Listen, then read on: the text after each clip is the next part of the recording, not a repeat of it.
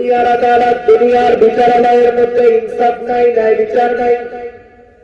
কারণ দুনিয়ার আদালতের মধ্যে অনেক সময় দেখা যায় যে লোকটা নিরপরাধ, এই লোকটাও বছরের পর বছর শাস্তি ভোগ করতেছে। আবার দেখা যায় যেই লোকটা অপরাধী, সে জেলা আছে, বাইরে ঘুরে বেড়াইতেছে, কোন শাস্তি তার নাই। কিন্তু আল্লাহ রাব্বুল আলামিনের বিচারালয় এমন এক বিচারালয়, আল্লাহ তাআলা বলেন আমার বিচারালয়ে কারো প্রতি ন্যূনতম জুলুম করা হবে না। ফালা তুযলামু নাফসুন শাইআ, কারো প্রতি ন্যূনতম জুলুম করা হবে না। ওয়া ইন কানা মিসকালা হাববাতিন মিন খারদালিন আতাইনা বিহা ওয়া কাফা বিনা হাসিবিন। আল্লাহ তাআলা বলেন কেউ যদি দুনিয়াতে সরিষা দানা পরিমাণ কোনো আমল করে, আমলটা ভালো হোক আর মন্দ হোক। কারণ আল্লাহ তাআলা কোরআনুল কারীমের মধ্যে বলেন কেউ যদি যাররা পরিমাণ নেকের কাজ করে, ফামান ইয়ামাল মিসকালা যাররাতিন খায়রান ইয়ারা, কেউ যদি যাররা পরিমাণ ভালো কাজ করে, উত্তম কাজ করে, তার প্রতিদানও আল্লাহ তাআলা দিবেন। আবার আল্লাহ তাআলা বলেন ফামান ইয়ামাল মিসকালা যাররাতিন শাররান ইয়ারা, কেউ যদি যাররা পরিমাণ মন্দ কাজ করে, তার প্রতিদানও কে দিবেন? আল্লাহ তাআলা। এই দুনিয়ার ওই যাররা পরিমাণ আমল সহকারে আল্লাহ তাআলা হাজির করবেন। আল্লাহ রাব্বুল আলামিন বলেন ওয়া ইন কানা মিসকালা হাববাতিন মিন খারদালিন আতাইনা বিহা, কেউ যদি সরিষা দানা পরিমাণ কোন নেকের কাজ করে বা আমল করে, আল্লাহ তাআলা বলেন সেইটা সহ তাকে হাজির করা হবে। শুধু হাজির করা হবে তা নয়, তার আমলের ব্যাপারে হিসাবও নেওয়া হবে। এত মানুষের হিসাব আল্লাহ তাআলা কিভাবে নেবেন? আল্লাহ তাআলা বলেন কাফা বিনা হাসিবিন, হিসাব নেওয়ার জন্য আমি আল্লাহ যথেষ্ট। সুবহানাল্লাহ। فأما من طغى وآثر الحياة الدنيا فإن الجحيم هي المأوى। আল্লাহ রাব্বুল আলামিন বলেন ফাআম্মা মান তাগা, যে সীমা লঙ্ঘন করলো, দুনিয়ার মধ্যে যে সীমা লঙ্ঘন করলো, কে সীমা লঙ্ঘন করে আর কে সীমা লঙ্ঘনকারী? আল্লাহ রাব্বুল আলামিন ঈমান আনার পরে প্রত্যেকটা মানুষের জন্য একটা সীমানা নির্ধারিত করে দিয়েছেন, নির্ধারণ করে দিয়েছেন। যেমন আমাদের দেশের প্রতিবেশী দেশ হলো ভারত, বাংলাদেশের সাথে ভারতের একটা সীমান্ত সীমানা আছে না নাই? জোরে বলেন আছে না নাই? বাংলাদেশের সাথে ভারতের একটা সীমানা আছে। অনুরূপ ভাবে একটা মানুষ যখন ঈমান আনে, ওই মানুষটার জন্য একটা সীমানা নির্ধারিত হয়ে যায়। ওই মানুষটা নিজে যা মন চায় তা করতে পারবে না। তার একটা নির্দিষ্ট গণ্ডি আছে, তার একটা নির্দিষ্ট সীমানা আছে। আল্লাহ রাব্বুল আলামিন কোরআন এবং হাদিসের মাধ্যমে তার সীমানা কতটুকু, সে কোন সীমানা কতটুকু অতিক্রম করতে পারবে, কতটুকু যেতে পারবে, কোনটা তার জন্য করা বৈধ, কোনটা তার জন্য অবৈধ, কোনটা হালাল, কোনটা হারাম, এই শরীয়ত নির্ধারিত একটি সীমারেখা প্রত্যেকটা মুমিনের জন্য রয়েছে। এখন যদি কেউ আল্লাহ রাব্বুল আলামিনের আদেশ অমান্য করে, যেই কাজ করতে আল্লাহ তাআলা নিষেধ করলেন, সেই কাজটা যদি কেউ করে, তাহলে নিঃসন্দেহে সে আল্লাহ প্রদত্ত সীমা লঙ্ঘনকারীদের অন্তর্ভুক্ত হয়ে যাবে। সেজন্য প্রত্যেকটা পাপী সীমা লঙ্ঘন করে। স্টেজে ওই মাইকের আওয়াজ বাড়াই দেওয়া হবে, এই মাইকটা যদি ভালো ছিল, স্টেজে আওয়াজ হয়, বাইরে আওয়াজ হলে দেওয়া হবে কোথায়?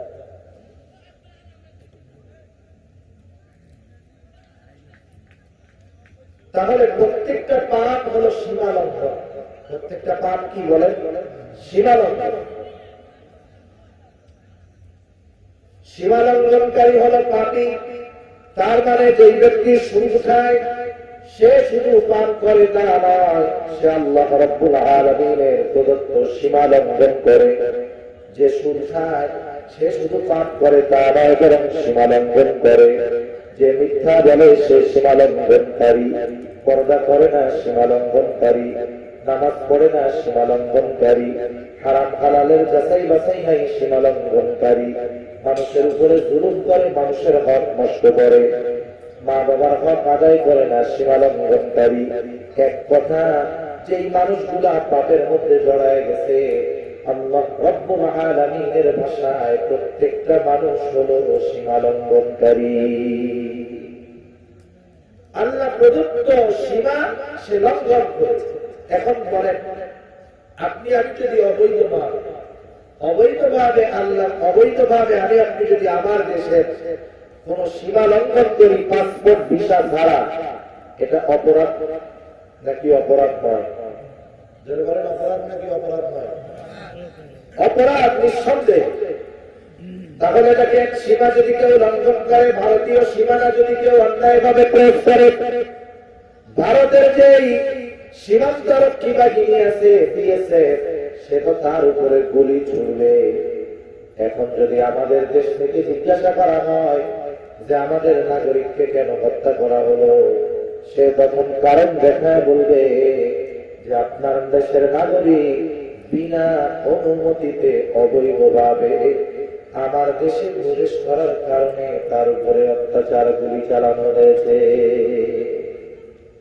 তাহলে দেখেন, দুনিয়ার রাষ্ট্রের সীমা কেউ যদি অন্যায়ভাবে অতিক্রম করে তার জন্য শাস্তি আছে। এখন শরীয়ত প্রদত্ত সীমা কেউ যদি লঙ্ঘন করে, আল্লাহ তাআলার পক্ষ থেকে তার জন্য শাস্তি আছে না নাই? এখন প্রশ্ন হলো, মানুষ আল্লাহ প্রদত্ত সীমা লঙ্ঘন করার কারণ কি? আল্লাহ রাব্বুল আলামিন যেগুলা নিষেধ করলেন এগুলা সে কেন করে? আল্লাহ তাআলার তথা শরীয়তের সীমা সে কেন লঙ্ঘন করে? আল্লাহ তাআলা এর পরের আয়াতে চমৎকার ভাবে জবাবটা দিয়ে বলেন, ওয়া আতারাল হায়াতাদ দুনিয়া, এবং দুনিয়ার মহব্বতকে সে প্রাধান্য দেয়, দুনিয়ার জিন্দেগিটাকে সে প্রাধান্য দেয়। আল্লাহ তাআলা জাহান্নামে যাওয়ার দুইটা কারণ এই জায়গায় উল্লেখ করে বলেন, ফাআম্মা মান তাগা, যে সীমা লঙ্ঘন করলো। দ্বিতীয়তে আল্লাহ তাআলা বলেন, ওয়া আতারাল হায়াতাদ দুনিয়া, এবং দুনিয়ার জিন্দেগিকে যে প্রাধান্য দিল। দুইটা জিনিস, একটা আয়াতের সাথে আরেকটার কত সুন্দর সম্পর্ক। এখন যদি আমি আপনি আল্লাহ তাআলাকে প্রশ্ন করি, আল্লাহ, মানুষ কেন সীমা লঙ্ঘন করে? কেন মানুষ সীমা লঙ্ঘন করে? কারণটা কি?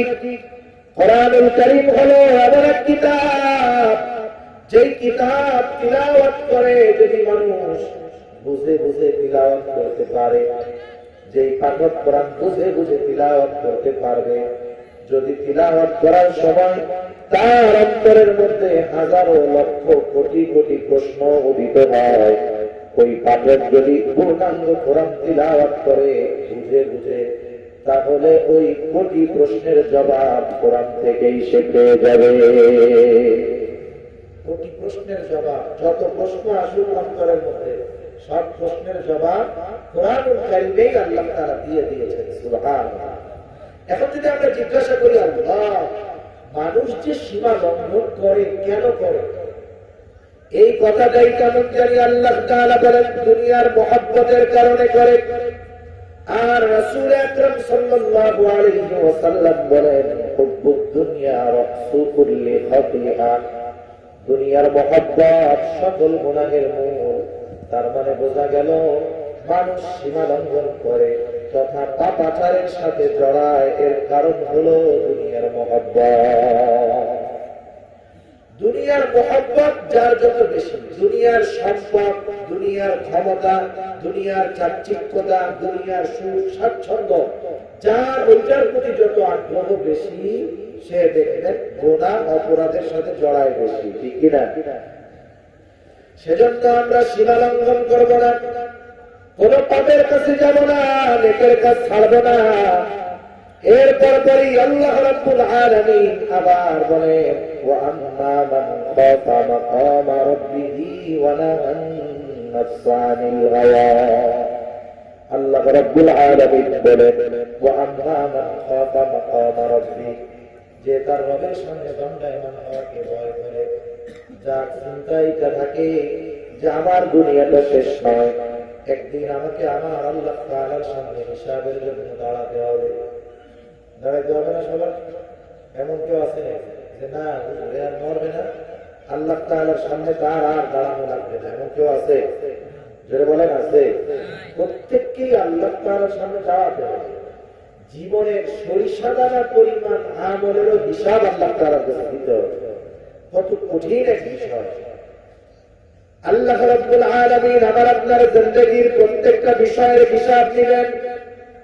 আল্লাহ রাব্বুল আলামিন বলেন, ওয়ানাদাউল মাওয়াজিনাল কিসতা লিয়াউমিল কিয়ামাহ ফালা তুযলামু নাফসুন শাইআ ওয়া ইন কানা মিসকালা হাববাতিন মিন খারদালিন আতাইনা বিহা ওয়া কাফা বিনা হাসিবিন। আল্লাহ রাব্বুল আলামিন বলেন, ওয়ানাদাউল মাওয়াজিনাল কিসতা লিয়াউমিল কিয়ামাহ, আমি কিয়ামতের দিন ইনসাফের আদালত কায়েম করব। দুনিয়ার আদালত, দুনিয়ার বিচারালয়ের মধ্যে ইনসাফ নাই, ন্যায় বিচার নাই। কারণ দুনিয়ার আদালতের মধ্যে অনেক সময় দেখা যায় যে লোকটা নিরপরাধ, এই লোকটাও বছরের পর বছর শাস্তি ভোগ করতেছে। আবার দেখা যায় যেই লোকটা অপরাধী, সে জেলা আছে, বাইরে ঘুরে বেড়াইতেছে, কোনো শাস্তি তার নাই। কিন্তু আল্লাহ রাব্বুল আলামিনের বিচারালয় এমন এক বিচারালয়, আল্লাহ তাআলা বলেন, আমার বিচারালয়ে কারো প্রতি ন্যূনতম জুলুম করা হবে না। ফালা তুযলামু নাফসুন শাইআ, কারো প্রতি ন্যূনতম জুলুম করা হবে না। ওয়া ইন কানা মিসকালা হাববাতিন মিন খারদালিন আতাইনা বিহা ওয়া কাফা বিনা হাসিবিন। আল্লাহ তাআলা বলেন, কেউ যদি দুনিয়াতে সরিষা দানা পরিমাণ কোনো আমল করে, আমলটা ভালো হোক আর মন্দ হোক। কারণ আল্লাহ তাআলা কোরআনুল কারীমের মধ্যে বলেন, কেউ যদি যাররা পরিমাণ নেকের কাজ করে, ফামান ইয়ামাল মিসকালা যাররাতিন খায়রান ইয়ারা, কেউ যদি যাররা পরিমাণ ভালো কাজ করে, উত্তম কাজ করে, তার প্রতিদানও আল্লাহ তাআলা দিবেন। আবার আল্লাহ তাআলা বলেন, ওয়ামান ইয়ামাল মিসকালা যাররাতিন শাররান ইয়ারা, কেউ যদি যাররা পরিমাণ মন্দ কাজ করে, তার প্রতিদানও কে দিবেন? আল্লাহ তাআলা। এই দুনিয়ার ওই যাররা পরিমাণ আমল সহকারে আল্লাহ তাআলা আযীব করবেন।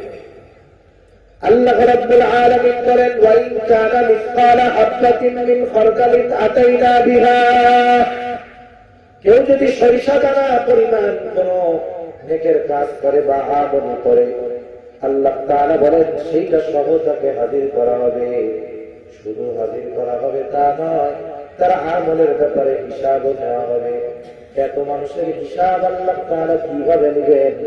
আল্লাহ তাআলা বলেন, কাফা বিনা হাসিবিন, হিসাব দেওয়ার জন্য আমি আল্লাহ যথেষ্ট। সুবহানাল্লাহ। তাহলে আল্লাহর সামনে আমাদেরকে দাঁড়াতেই হবে। গোটা জিন্দেগীর প্রত্যেকটা সময়ের হিসাব আল্লাহর সামনে দিতে হবে। আমি আমার জীবনকে কোনভাবে অতিবাহিত করেছি, বিশেষ করে যৌবনকাল কিভাবে অতিবাহিত করেছি, আল্লাহর সামনে জবাব না দেওয়ার আগ পর্যন্ত একচুল পরিমাণ নড়ার ক্ষমতা কারো থাকবে না। সুবহানাল্লাহ। ওই যে আল্লাহর সামনে দাঁড়াতে হবে, এই ভয়টা অন্তরের মধ্যে যার দৃঢ়ভাবে আছে। মৌখিকভাবে সবাই আমরা বিশ্বাস করি যে কিয়ামতের দিনে আল্লাহর সামনে দাঁড়াতে হবে, কিন্তু শুধু মৌখিক বিশ্বাসটা যথেষ্ট নয়, সাথে সাথে আমার আন্তরিকভাবে এই বিষয়টা বিশ্বাস করার দরকার ছিল। পাশাপাশি যেহেতু যেটা আমি বিশ্বাস করি, ওই দিন দাঁড়াতে হবে, আমার কর্ম আমার বিশ্বাসের পরিচয় দেয়। ঠিক কিনা বলেন? অনেক সময় কর্ম বিশ্বাসের পরিচয় দেয়। একজন আল্লাহর নাফরমানি করে, সে যদি মুখ দিয়ে বলে আমি আল্লাহর বড় ভয় করি, এই কথা বিশ্বাস করা যায়? জোরে বলেন, বিশ্বাস করা যায়? বিশ্বাস করা যায় না। সেজন্য কেউ যদি বলে আমি আল্লাহর সামনে দণ্ডায়মান হওয়াকে ভয় করি, তাহলে সে পাপের কাছে যাইতে পারে না, নেক কাজ ছাড়তে পারে না। ঠিক কিনা বলেন?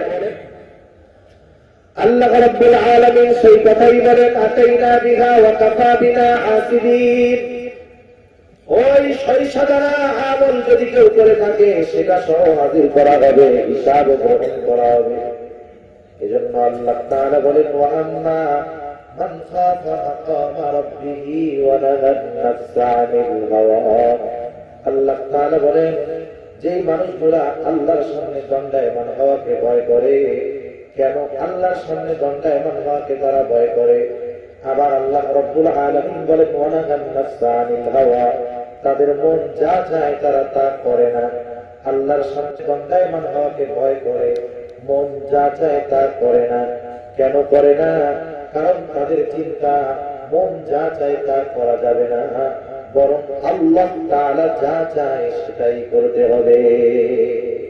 কারণ আমার মন যা চায় আমি যদি সেটা করে আল্লাহর সামনে দাঁড়াই তাইলে আমার বিচারটা কঠিন হবে, নাজাত পাওয়া কঠিন হয়ে যাবে। যেহেতু আল্লাহর সামনে আমাকে জবাবদিহিতা করতে হবে আমার হায়াতে, সুতরাং আমার মন যা চায় তা করা যাবে না, করতে হবে ওইটা আল্লাহ চায় যেটা। ঠিক কিনা বলেন?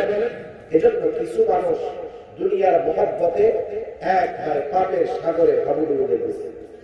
আবার কিছু মানুষ আল্লাহর সামনে দণ্ডায়মান হওয়ার ভয়ে মন যা চায় তা করে না, আল্লাহ তাআলা যা বারণ করেছেন তাও করে না।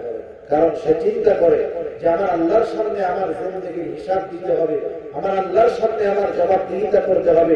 আমি যদি আল্লাহ তাআলার অবাধ্য হয়ে আল্লাহর সামনে যাই, জবাব এই চিন্তা ছাড়া পাপ মুক্ত জিন্দেগি গঠন করা সম্ভব নয়।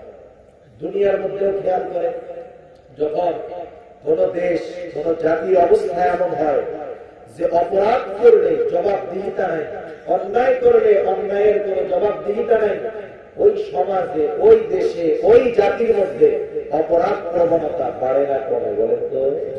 দিন যায় বাড়ে, দিন যায় বাড়ে। অপরাধ করতে করতে এক সময় তারা অপরাধটাকে ভালো কাজ মনে করে করা শুরু করে। সেজন্য জবাবদিহিতামূলক জিন্দেগি গঠন করার দরকার। মুমিনের জিন্দেগি হবে জবাবদিহিতামূলক জিন্দেগি। দুনিয়ার মানুষের কাছে তার জবাবদিহিতা করা না লাগে, কিন্তু তার মনের মধ্যে আল্লাহ তাআলার সামনে জবাবদিহিতার ভয় থাকতে হবে। যদি এই দুইটা বিষয় ঠিক থাকে, আল্লাহ রাব্বুল আলামিন বলেন সে ব্যক্তি জাহান্নামের বাসিন্দা হবে না। ফাইনাল জান্নাতা হিয়াল মাওয়া, তার আবাসস্থল জান্নাত। আর যে ব্যক্তি আল্লাহর সীমা লঙ্ঘন করবে, দুনিয়ার মহব্বতকে প্রাধান্য দিবে, তার ঠিকানা হলো জাহান্নাম। তাহলে বলেন, দুনিয়াতে আমরা নিজের নফসকে প্রাধান্য না দিয়ে আল্লাহ তাআলার বিধিবিধানকে যদি প্রাধান্য দিতে পারি, আমরা জাহান্নাম থেকে বেঁচে জান্নাতে যেতে পারবো। ঠিক কিনা বলেন? এমন অবস্থা তো স্বাভাবিক হবে। দুনিয়াতে একসাথে দুইজন চলে, একই ক্লাসের ছাত্র, একই দোকানে চা খায়, একই এলাকার বাসিন্দা, দুইজনের মধ্যে বন্ধুত্বের সম্পর্ক, কিন্তু একজন জান্নাতে যাবে আর একজন জাহান্নামে যাবে। আল্লাহ রাব্বুল আলামিন জান্নাতীদের দিলটাকে উদার বানায় দিবে, বড় বানায় দিবে। সুপারিশ করতে করতে একটা সময় জান্নাতীরাও সুপারিশ করবে, বন্ধু বান্ধবের জন্য সুপারিশ করবে। কিন্তু জান্নাতের মধ্যে সে তার এমন কিছু কাছের মানুষকে উপস্থিত দেখবে যেই মানুষগুলার সাথে দুনিয়ায় তাদের ভালো সম্পর্ক ছিল। দুনিয়ার মধ্যে ভালো সম্পর্ক থাকার পরেও সে জান্নাতেও যায়। এবার জান্নাতীরা আলোচনা করবে, কি রে আমাদের কিছু বন্ধু বান্ধব ছিল, এরা কোথায়? আল্লাহ সুবহানাহু ওয়া তাআলা জান্নাতী এবং জাহান্নামীদেরকে পরস্পরকে দেখার ব্যবস্থা করে দিবেন। শুধু তাই না, জাহান্নামীরা যখন কঠিন আযাবের মধ্যে থাকবে, কষ্টের মধ্যে থাকবে, এমন অবস্থায় জান্নাতীদেরকে দেখবে, জান্নাতীদের কাছে বলবে, ভাই আমাদেরকে কিছু পানীয় দাও, আমাদের তৃষ্ণা নিবারণের জন্য কিছু খাবার দাও। জান্নাতীরা বলবে, না, এটা তোমাদের জন্য আল্লাহ তাআলা হারাম করে দিয়েছে। দুজনের মধ্যে, দুই গ্রুপের মধ্যে দেখার সুযোগ থাকবে। জান্নাতীরা জাহান্নামীদের দেখবে, জাহান্নামীরা জান্নাতীদেরকে দেখতে পাবে। দেখার দ্বারা কি হবে? একটা মানুষ যদি কষ্টে থাকে, আমরা মানুষের খাসলাত হলো, আমি কষ্টটা আমার যেমনই হোক, ওই সময় ওই কষ্টটা মনে হয় আমার জন্য সবচেয়ে বড় কষ্ট। স্বাভাবিক বিষয়, এটা মানুষের খাসলাত। মানুষ যখন এই বিপদে থাকে তখন সেই বিপদটা তার কাছে বড় বিপদ মনে হয়, ঠিক কিনা বলে? মনে করেন একজন তার একতলা বাড়ি, একতলা বাড়িওয়ালা যখন 10 তলা বাড়ি যাবে, তখন তার কাছে কি মনে হয় যে 10 তলা বাড়ির তুলনায় তার একতলা বাড়িটা কেমন হয়, পাবলিক টয়লেটের মতো লাগে, ঠিক না?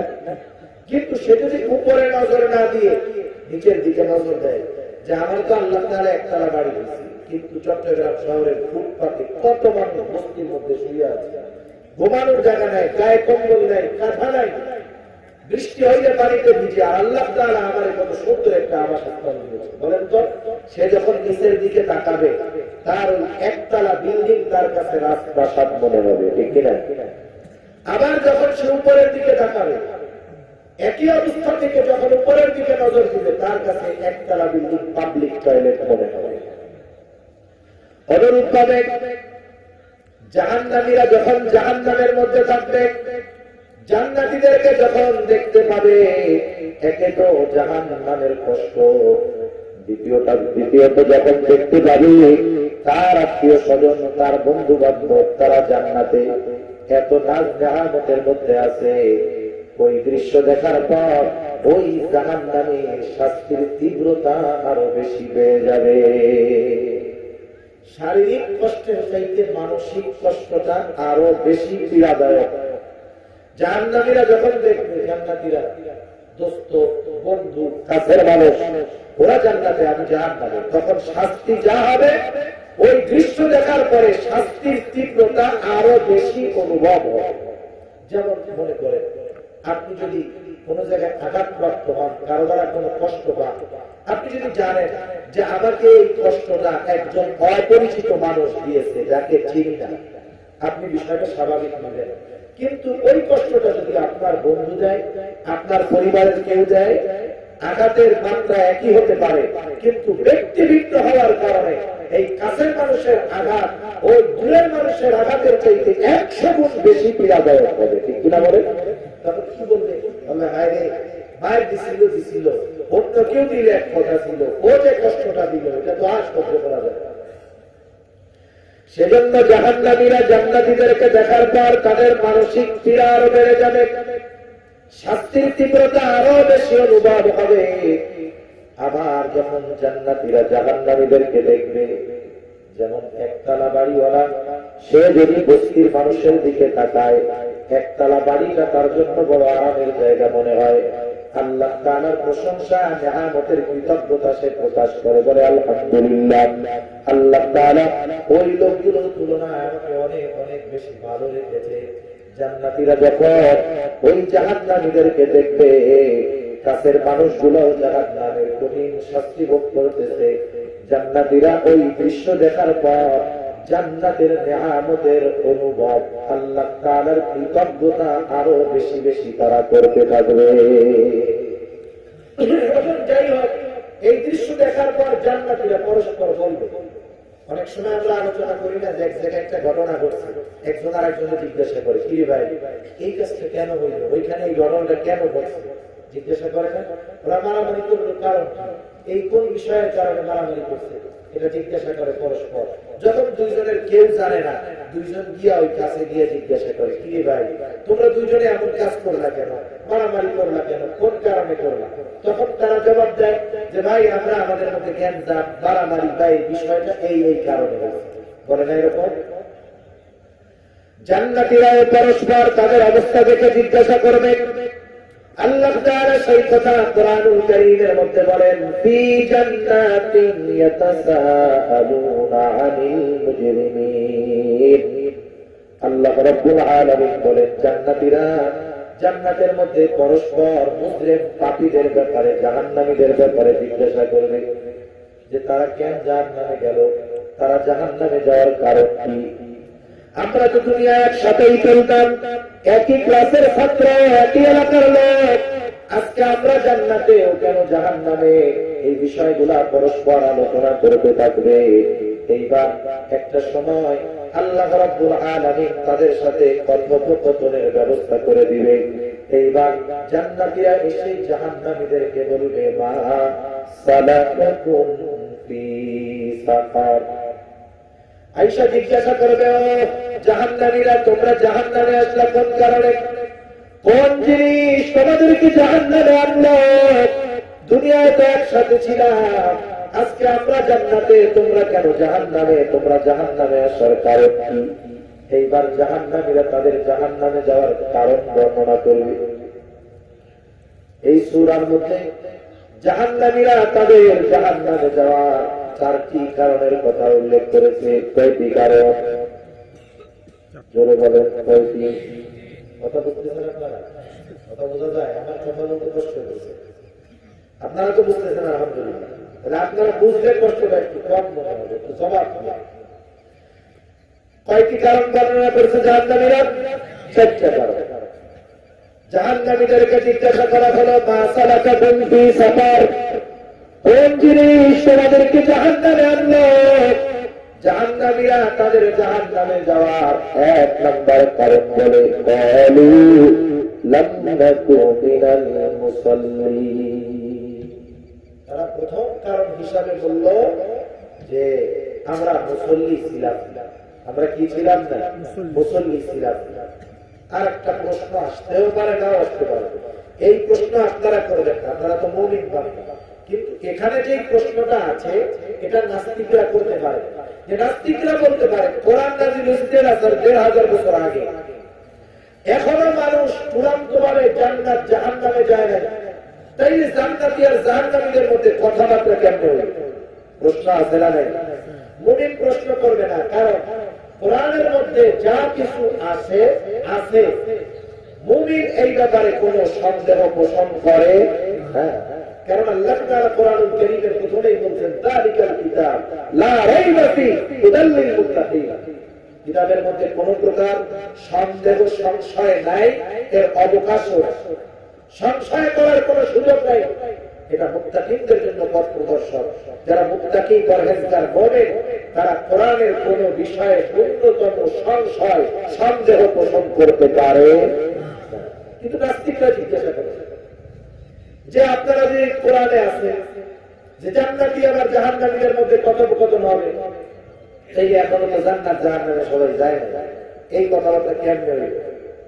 মনে রাখবেন, সময়টাকে সাধারণত 3 ভাগে ভাগ করা হয়। কয় ভাগে? মাখলুকের জন্য সময় 3 ভাগে বিভক্ত, আমাদের জন্য সময় 3 ভাগে বিভক্ত। আমাদের কিছু সময় অতীতকাল, কিছু সময় বর্তমান কাল, কিছু সময় ভবিষ্যৎ কাল, মানে কিছু সময় পাস্ট অতীতে গেছে চলে, কিছু প্রেজেন্ট বর্তমান, কিছু ফিউচার ভবিষ্যৎ। আমাদের সময়টা কয় ভাগে বিভক্ত বলেন? 3 ভাগে। কিন্তু আল্লাহ তাআলার কাছে সময় 3 ভাগে বিভক্ত নয়, কারণ উনি সময়ের স্রষ্টা। সুবহানাল্লাহ। ওনার কাছে সময়টা সব প্রেজেন্ট, বর্তমান, সব কি বলেন? বর্তমান। সেজন্য আল্লাহ তাআলার কাছে যেহেতু বর্তমান, ওনার কাছে সৃষ্টির শুরু থেকে নিয়ে কি হবে না হবে সব আল্লাহ তাআলার কাছে উপস্থিত, বর্তমান। এজন্য আল্লাহ তাআলা সব জানেন, এজন্য আগে জানায়। তাহলে প্রথম কারণ হিসাবে তারা বলবে, ক্বালু লাম নাকু মিনাল মুসাল্লিন, আমরা মুসল্লি ছিলাম না, মুসল্লি। এখন বলেন, আমরা যদি আমাদের দেশের মধ্যে হিসাব করি 92% মুসলমান, আমরা জোর গলায় বলি 92% মুসলমান, কিন্তু প্রকৃতপক্ষে মুসল্লি কারা যদি হিসাব করা হয়, মুসলমানদের মধ্যে 5% লোক মুসল্লি পাওয়া যাবে না। সপ্তাহে একদিন হাজিরা দিলে সে মুসল্লি না, সপ্তাহে একদিন হাজিরা দিলে মুসল্লি নয়। যেই ব্যক্তি দৈনিক 5 ওয়াক্ত নামাজ আদায় করবে যথাসময়ে, সেই হলো প্রকৃত মুসল্লি। ঠিক কিনা বলেন? আর মুসল্লি ফজিলত যেন তেন ফজিলত না। মুসল্লির ফজিলত কত দাম, মুসল্লির কত ফজিলত মুসল্লির। রাসূল আকরাম সাল্লাল্লাহু আলাইহি ওয়াসাল্লাম বলেন, কিয়ামতের দিন সূর্যটা একেবারে নিকটে চলে আসবে। সেই দিন আরশের ছায়া ব্যতীত অন্য কোন ছায়া থাকবে না। জমিনটা তামার মতো হয়ে যাবে। 9 কোটি 30 লক্ষ মাইল দূরের সূর্যটা একেবারে কাছে চলে আসবে। সূর্যের শীতল দিকটা এখন পৃথিবীবাসীর দিকে আছে। কিয়ামতের দিন সূর্যের উত্তপ্ত দিকটা, গরম দিকটা হাসরবাসীর দিকে থাকবে। ওই দিন আল্লাহ তাআলার আরশের ছায়া ছাড়া আর কোনো ছায়া থাকবে না। আল্লাহর নবী বলেন, আল্লাহ তাআলার আরশে 7 শ্রেণীর মানুষ অবস্থান করতে পারবে। 7 ধরনের মানুষ, 7 শ্রেণীর মানুষ আরশের ছায়ায় অবস্থান করতে পারবে। এর মধ্যে এক শ্রেণীর মানুষ হলো তারা, নবীজি বলেন, রাজুলুন কলবুহু মুআল্লাকুন ফিল মাসাজিদ। ওই ব্যক্তি আরশের ছায়ায় স্থান পাবে যার অন্তরটা সর্বদা মসজিদের সাথে থাকত। নবীজি এমন কথা বলেন নাই যে সর্বদা মসজিদে থাকতো, বিষয়টা এমন নয়। কারণ প্রকৃত মুসল্লি যে তার অন্তরের মধ্যে সর্বদা মসজিদ থাকে। কারণ সে ফজরের নামাজটা পড়ে যখন বের হয়, যত ব্যস্ততা থাক, যত কাজ হোক না কেন, তার অন্তরের মধ্যে নিয়ত থাকে যোহরের আযান দিলে আর কাজ করা যাবে না। দোকানে যত বেচা কেনা হোক, গাড়িতে যত প্যাসেঞ্জার উঠুক, প্রকৃত মুসল্লি আযান দিলে সব বন্ধ করে মসজিদে চলে যায়। ঠিক কিনা বলেন? এরপরে যোহরের পরে আসর, যোহরের নামাজের পরে তার চিন্তা আসরের আযান দিলে যত ব্যস্ততা থাক, যত কর্ম থাক, নামাজ ছাড়া যাবে না। দোকানদার দোকানে যত কাস্টমার থাক, বন্ধ করে মসজিদে চলে যায়। আসর পরে মাগরিবের জন্য সে প্রস্তুতি নেয়। অন্তরের মধ্যে খেয়াল রাখে যত ব্যস্ততা থাক, আযান দিলে কাজ করা যাবে না, মসজিদে চলে যায়। এশার ক্ষেত্রেও এরকম। আবার এশার নামাজ পড়ে যখন ঘুমায়, ঘুমানোর আগে তার চিন্তা, যত ঘুম আসুক না কেন, যত আরাম লাগুক না কেন, ফজরের আযান দিলে আর ঘুমায় থাকা যাবে না। ফজরের আযান দিলে নামাজে হাজির। এই লোকটাই হলো প্রকৃত পক্ষে মুসল্লি। প্রকৃত মুসল্লি যে তার অন্তরের মধ্যে সর্বদা কি থাকে বলেন? মসজিদ। মসজিদ অন্তরের সাথে, মসজিদের সাথে একটা সম্পৃক্ততা থাকে। কলবুহু মুআল্লাকুন ফিল মাসাজিদ, তার অন্তর মসজিদের সাথে লাগানো থাকে। যত ব্যস্ততা থাক, যত কাজ থাক, সে মসজিদে হাজির হবে। এখন বলেন, এই যে 24 ঘন্টার মধ্যে অন্তরের সাথে মসজিদ সব সময় আছে, কিন্তু সে দেহটা নিয়ে মসজিদে কতক্ষণ থাকে? হয়তো 1.5 ঘন্টা, 1 ঘন্টা 20 মিনিট। একেবারে সুন্নাত নফল সব যদি মসজিদে পড়ে, ইমাম সাহেব যদি লম্বা কেরাতে পড়ে, 1.5 ঘন্টার বেশি সারাদিন সময় তার লাগে না। ঠিক কিনা বলেন? তাহলে দেখেন, দৈনিক 1.5 ঘন্টা সময় যদি মসজিদে না দিতে পারি, তাহলে আমরা তো মুসল্লিদের কাতারে থাকবো না। আর যদি মুসল্লি না হতে পারি, জান্নাতে যাওয়া সম্ভব? আর 1.5 ঘন্টা সময় যে একটানা দিতে হয় তাও না। কয় ভাগে? 5 ভাগে 1.5 ঘন্টা সময়। অথচ এখনের সময় যখন কেউ মোবাইলটা বাহির করে, আমার যুবক ভাইয়েরা যারা আছে, অনেকেই কিন্তু নামাজের ব্যাপারে উদাসী। অনেক জায়গায় আছে মাহফিলের আয়োজন করে কিন্তু নামাজ পড়ে না। আছে না এরকম? ভালো কাজ করে অনেক, অন্যান্য পাপও করে না, কিন্তু নামাজ পড়ে না। নামাজের ব্যাপারে একটু উদাসীনতা। সাবধান। মোবাইলের মধ্যে ঢুকছে, ফেসবুকে ঢুকছে, ইউটিউবে ঢুকছে, চায়ের দোকানে আড্ডা, বন্ধুদের সাথে আড্ডা, 2-3-4 ঘন্টা কখন পার হয়ে যায় টেরও পায় না। দেখো, 5টা ভাগে 1.5 ঘন্টা সময় যদি আল্লাহর জন্য না দিতে পারি, তাহলে অনন্তকালের জান্নাত আল্লাহ তাআলা কেমন করে আমাদেরকে দিবে? সেজন্য নামাজ হলো এমন একটা ইবাদত, মুমিন এবং কাফেরের সাথে পার্থক্যকারী ইবাদত। নবীজি বলেন, বাইনাল আবদি ওয়া বাইনাল কুফরি তারকুস সালাত। হায় হায়, তার মানে নবীজি বলতে চান যেটা সহজ ভাষায় বলি আর কি, মুমিন নামাজ ছাড়তে পারে না আর কাফের নামাজ পড়ে না। আবার নবীজি কত গুরুত্ব দিলেন এই নামাজের। নবীজি বলেন, আসসালাতু ইবাদুদ্দিন, মান আকামাস সালাতা ফাকাদ আকামাদ্দিন ওয়া মান তারাকাহা ফাকাদ হাদামাদ্দিন। নবীজি বলেন, নামাজ হলো দ্বীনের স্তম্ভ। মান আকামাস সালাতা ফাকাদ আকামাদ্দিন, যে নামাজ কায়েম করলো সে শুধু নিজের কল্যাণ করলো তা নয়, নবীজি বলেন ফাকাদ আকামাদ্দীন, সে দিন কায়েম করলো। প্রত্যেকটা নামাজি দিন প্রতিষ্ঠাকারী। সুবহানাল্লাহ। দিন প্রতিষ্ঠার জন্যই তো আমাদের এই জীবন, ঠিক না? সেজন্য নামাজ কায়েম করা দিন প্রতিষ্ঠার একটা অংশ। আবার যে নামাজ ছেড়ে দেয়, নবীজি বলেন ফামান তারাকাহা ফাকাদ হাদামাদ্দীন, অর্থাৎ যে নামাজ ছেড়ে দিল সে শুধু নিজের ক্ষতি করলো না, ফাকাদ হাদামাদ্দীন, সে দিন ধ্বংস করলো। কত গুরুত্বপূর্ণ একটি বিষয়, দুনিয়ার জন্য যেমন গুরুত্বপূর্ণ, পরকালেও গুরুত্বপূর্ণ। আল্লাহর নবী বলেন আউয়ালু মা ইউহাসাবু বিহিল আবদু ইয়াওমাল কিয়ামাতিস সালাহ। নবীজি বলেন কিয়ামতের দিন সর্বপ্রথম নামাজের হিসাব নেওয়া হবে। যার প্রথম হিসাবটা সহজ হয়ে যাবে, তথা নামাজের হিসাব যার সহজ হয়ে যাবে, তার বাকি হিসাব সহজ করে দিবে কে? আল্লাহ নবী বলেন তার জন্য আল্লাহ তারা বাকি হিসাবগুলা সহজ করে দিবে। সেজন্য খবরদার, আমার দুনিয়ার যত ব্যস্ততা থাক, কর্মকার, যুবক ভাইরা খেলাধুলা করেন বিকাল বেলায়, কোনো অসুবিধা নেই, খেলেন শরীর চর্চার গুলোতে, কিন্তু আসরের নামাজ, মাগরিবের নামাজ, এই নামাজগুলা যেন আমাদের ছুটে না যায়, কারণ এটা মুমিনের পরিচয় বহন করে। এই হিসাব আমাদেরকে মৃত্যুর পরে আল্লাহর সামনে প্রথম দিতে হবে, যে নামাজের হিসাবটা দাও। তাহলে জাহান্নামীরা তাদের জাহান্নামে যাওয়ার প্রথম কারণ হিসেবে বলছে লাম নাকু মিনাল মুসাল্লিন, আমরা মুসল্লি ছিলাম না, আর আমরা মুসল্লি হব বলে আল্লাহ তাআলা কবুল করুক। জোরে বলেন আমিন। আমরা মুসল্লি হব। এরপরে জাহান্নামীরা জাহান্নামে যাওয়ার দ্বিতীয় কারণ হিসেবে বলল ওয়ালাম নাকু নুতঈমুল মিসকিন, আমরা মিসকিনদেরকে খানা দিতাম না।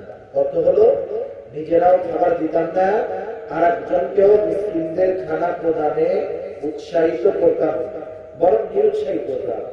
আমি নিজে মিসকিনকে খানা খাওয়াই না, আর একজনকে উৎসাহ দেই না। এখন শুনে, আমাদের কাছে যখন কোন মিসকিন, অভাবী, অসহায় সাহায্যের জন্য আসবে, প্রথম দায়িত্ব হলো আমার কাছে যদি আসে, যদি আমার কাছে থাকে, আমি তাকে আমার স্বার্থ অনুযায়ী তাকে সহযোগিতা করি। খাবার খাওয়ার জন্য যদি সন্দেহ লাগে টাকা নিয়ে চলে যাবে, আমি তাকে একটা খাবার কিনে দিলাম, একটা বাড়িতে কিনে দিলাম, একটা রুটি কিনে দিলাম, আমি তাকে খানা খাওয়াই। খানা খাওয়ানো বড় ফজিলতের কাজ, যারাই খাওয়ান ফজিলতের কাজ। আর যদি একজন অসহায়, অভাব, ক্ষুধার্ত ব্যক্তির একটা বেলার খাবারের ব্যবস্থা হয়, এটা আরো বেশি কল্যাণকর বিষয়, ঠিক কিনা বলেন?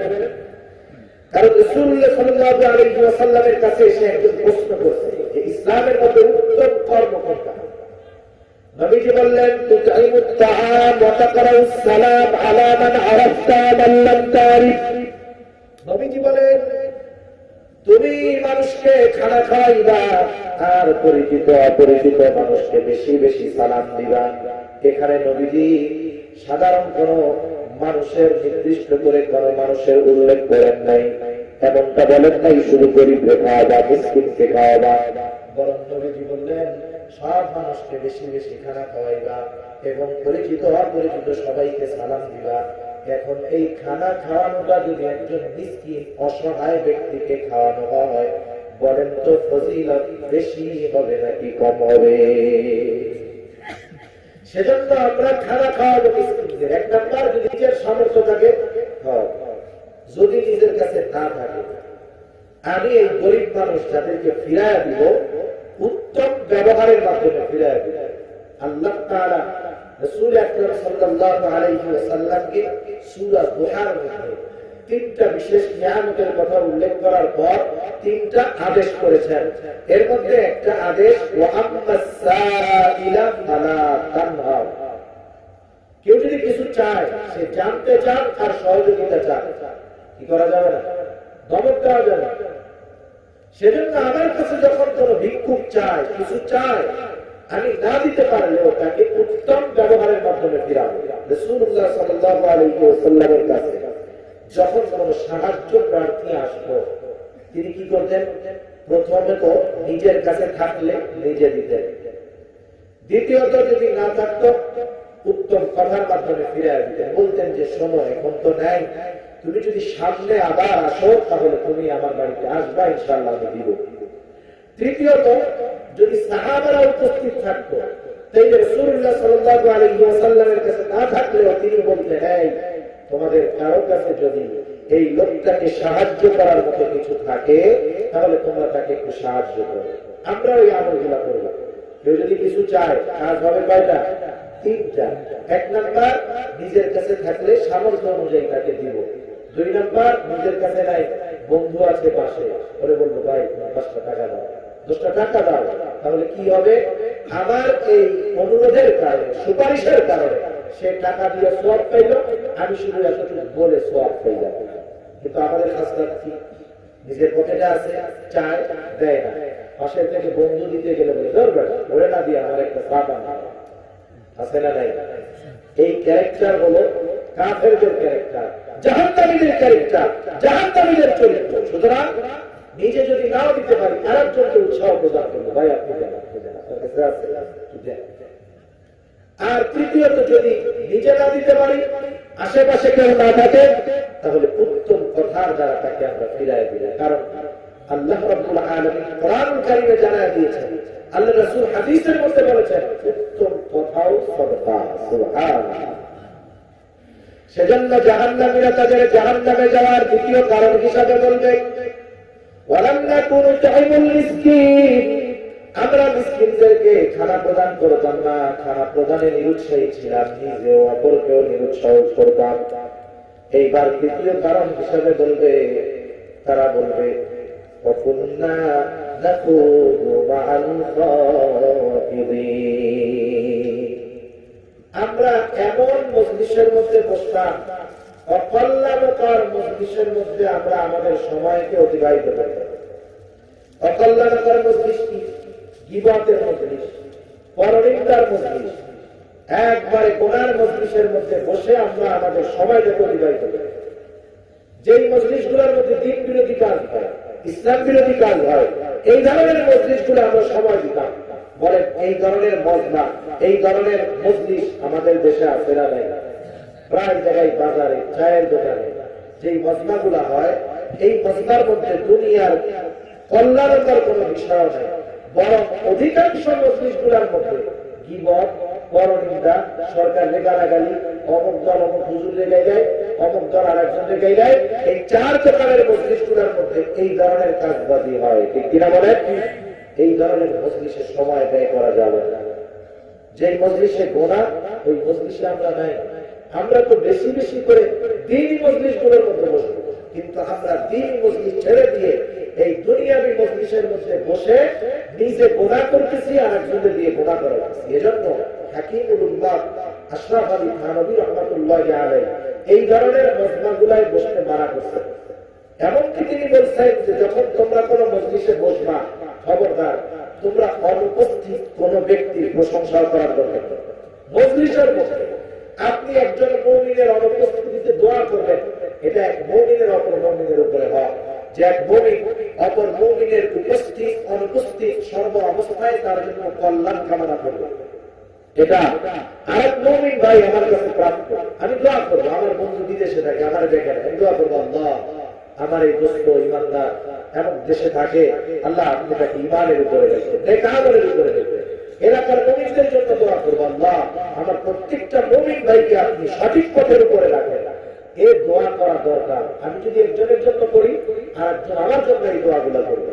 আশরাফ আলী থানভী রাহমাতুল্লাহি আলাইহি সেজন্য বলেন, তোমরা যখন কোন মজলিসে থাকবা, অনুপস্থিত কোন ব্যক্তির প্রশংসাও করবা না। কারণ কি হবে, ওই ব্যক্তির প্রশংসা তুমি করতেছো, তোমার ভালো লাগে, আর একজন আছে তার তো ভালো লাগে। যার ভালো লাগে না, যখন তোমার মুখে তার প্রশংসা শুনবে, তার মধ্যে হিংসা চলে যাবে।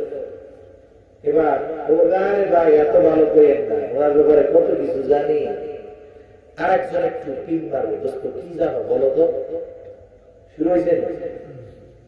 এইবার এই মজলিস হয়ে যাবে গীবতের মজলিস। কিসের মজলিস? গীবতের মজলিস হয়ে যাবে।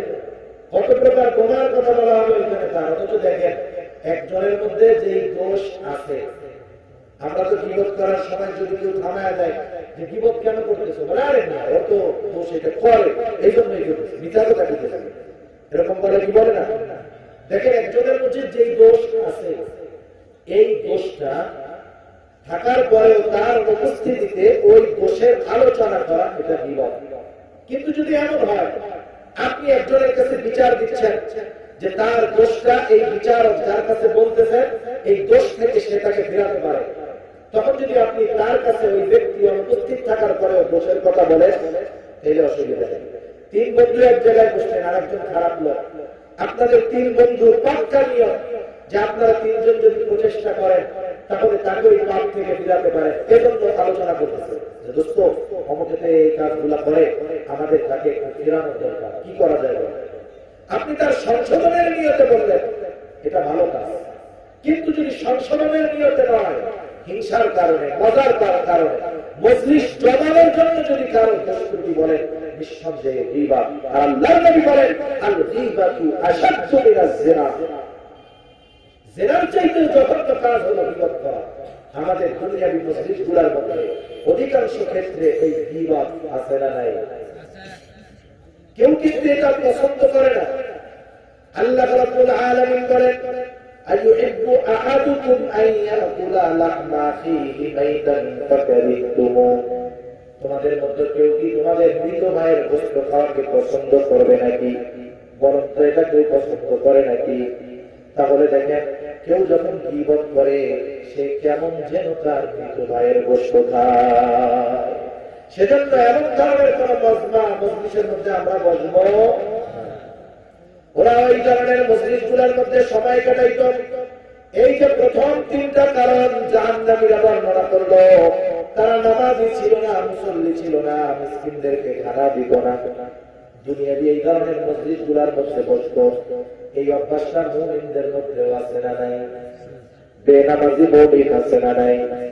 তারপরে মুসলিমদের খানা দেয় না এবং মুমিন আছে না নাই? এই ধরনের অশ্লীল অশালীন এবং গুনাহের মজমার মধ্যে সময় দেয় এমন মুমিন আছে না নাই? তাহলে মুমিনের মধ্যে যদি এই ত্রুটিগুলো থাকে ওই মুমিনও জাহান্নামে যাবে। আরেকটা ত্রুটির কথা তারা বলল ওয়াকুন্না নুকাদ্দিবু বিয়াউমিদ্দিন, আমরা কিয়ামতের দিনকে অবিশ্বাস করতাম। এই বিশ্বাসটা বা এই ত্রুটিটা যার মধ্যে থাকবে বাকি তিন গুণওয়ালা পাপের কারণে জাহান্নামী হবে, শাস্তি ভোগ করবে, কিন্তু ঈমানের কারণে একটা সময় জান্নাতে চলে যাবে। কিন্তু যারা ওই তিনটা ত্রুটির সাথে কিয়ামত অস্বীকার করার মতো ত্রুটি থাকবে ওই মানুষগুলা অনন্তকাল জাহান্নামের বাসিন্দা হয়ে যাবে। তারা বলল এই চারটা ত্রুটি আমাদের মধ্যে, এই জন্য আমরা আজকে জাহান্নামে।